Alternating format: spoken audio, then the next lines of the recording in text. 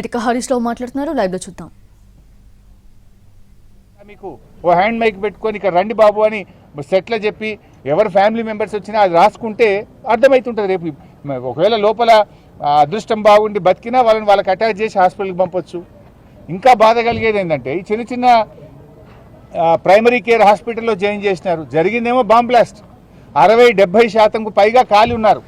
అసలు మనిషి 30% పైగా కాలుతేనే లైఫ్ ఈజ్ ఇన్ డేంజర్. వాళ్ళని ఎక్కడ చేర్చాలి?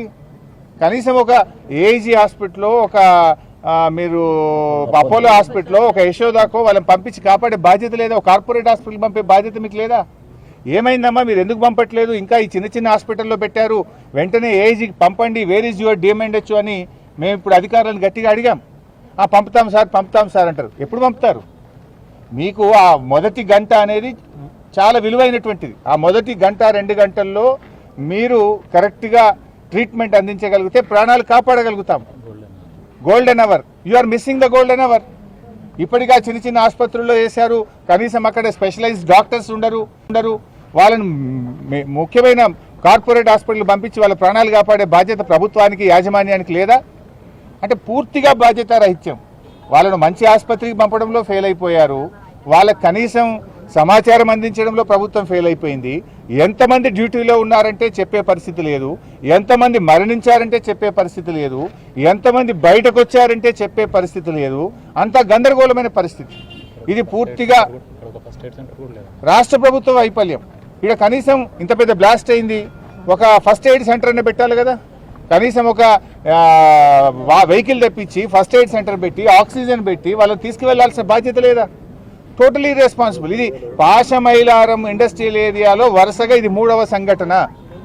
ఈ ప్రభుత్వం వచ్చిన తర్వాత హత్నూర మండలంలో కూడా ఆ మధ్య ఒక బ్లాస్ట్ జరిగితే ఐ థింక్ 5 అనుకుంటా. ఆ రోజు 5 చనిపోయారు. 5 చనిపోతే ఆ రోజు కూడా ప్రభుత్వం పట్టించుకోలేదు. మరి ఏం వరుసగా బ్లాస్ట్లు జరిగి ఇంతమంది మరణిస్తూ ఉంటే ఈ ప్రభుత్వానికి ఒక బాధ్యత లేదా?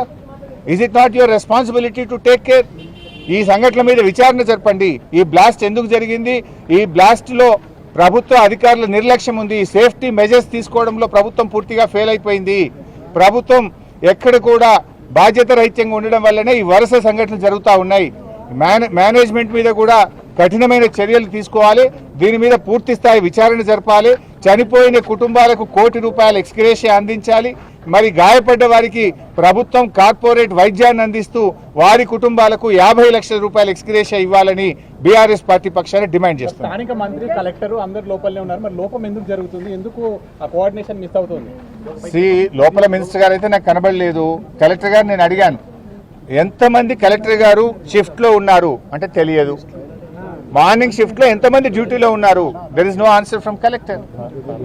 అసలు ఏం జరుగుతుంది అంటే ఎవరి దగ్గర ఆన్సర్ లేదు. నేను చెప్పాను కనీసం ఒక కంట్రోల్ రూమ్ పెట్టండి, మీడియాకు ఒక ఫోన్ నెంబర్ ఇవ్వండి, సో దట్ వాళ్ళ బంధుమిత్రులు ఫోన్ చేస్తారు. Release a phone number.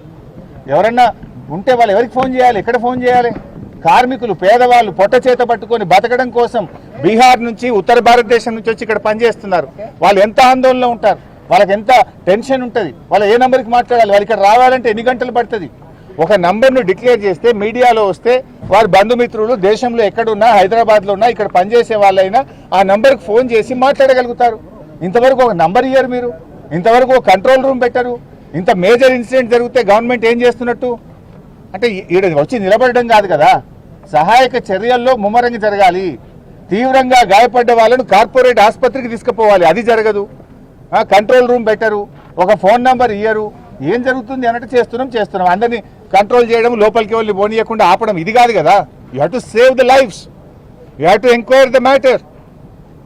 Enquiry చేసి కఠినమైన చర్యలు తీసుకొని పునరావృతం కావద్దు. ఇది పాశమైలారంలో ఈ ఏడాదిలో 3వ సంఘటన. ఇది టోటల్గా బాధ్యత. ఇప్పుడు ఏమైంది, మీకు లేబర్ డిపార్ట్మెంట్ కానీ, అదేవిధంగా బాయిలర్స్ డిపార్ట్మెంట్ కానీ, ఇండస్ట్రియల్ డిపార్ట్మెంట్ కానీ వాళ్ళు రెగ్యులర్ ఇన్స్పెక్షన్స్ చేయాలి, రెగ్యులర్గా మానిటర్ చేయాలి. ఇలా ప్రజల జీవితాలతో, ప్రాణాలతో చెలగాటం ఆడలేం కదా. సంఘటన జరిగి 4 గంటలు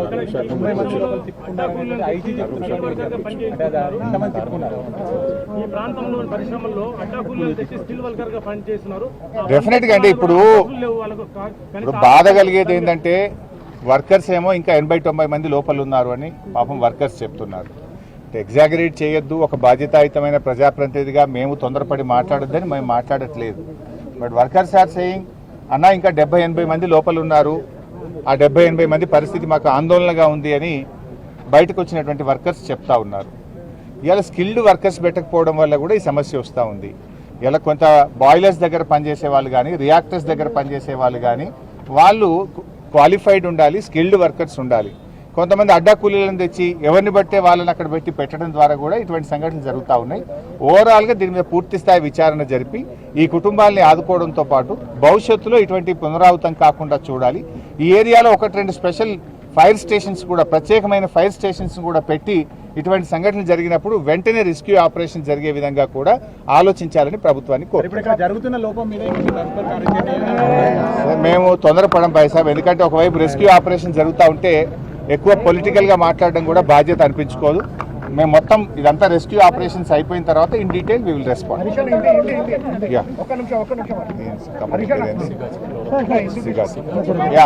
भाषा मैलारम में यहाँ सिगाची, अरे भाई भाषा मैलारम एरिया में सिगाची क्लोरोकेमिकल्स में मॉर्निंग 9 बजे यहाँ पर ब्लास्ट हो चुका है.